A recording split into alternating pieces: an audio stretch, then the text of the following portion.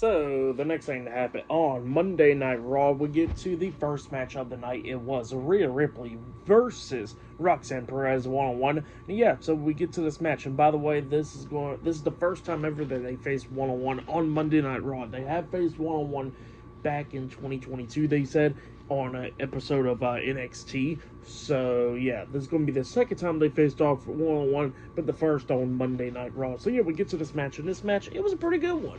Roxanne was going after Rhea's leg majority of the time in this one, beating her down and all that stuff. Rhea was trying to fight back. Like, at one point, Rhea actually hits, like, a razor's edge onto Roxanne, which looked very vicious, and then kneed her upside the head, pinning her, but then Roxanne kicked out at two, barely kicking out at two, and then during this match, we see Julia come down ringside, just cheering on Roxanne and stuff, and Rhea Ripley kept on getting distracted by her, and then she actually goes up to Julia, grabbing her by the hair, and then Roxanne rolls her through and then kicks her right in the face and all that stuff, taking out Rhea Ripley. But then Rhea starts fighting back, hitting a headbutt onto Roxanne, and then she grabs her, tries to hit the riptide onto Roxanne, but then all of a sudden Julia comes in there, hitting a chop block to the back of the leg, causing a disqualification. So yeah, Rhea Ripley defeated Roxanne Perez by disqualification, but then Rhea was getting attacked by Roxanne Perez and Julia getting beat down and everything.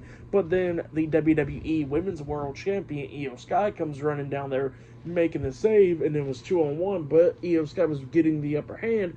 But then at the ending, we see Julia and Roxanne just beating the hell out of Io, laying her out in the middle of the ring up until Rhea Ripley gets back into the ring, chasing Julia and Roxanne off. So yeah, that's what happened there.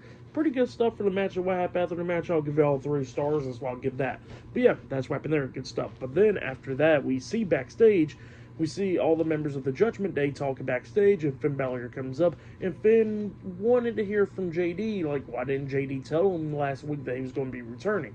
And JD was talking about how he told Dominic, but he expected Dominic to tell Finn, but, you know, I guess it didn't happen. So yeah, that's what JD was saying.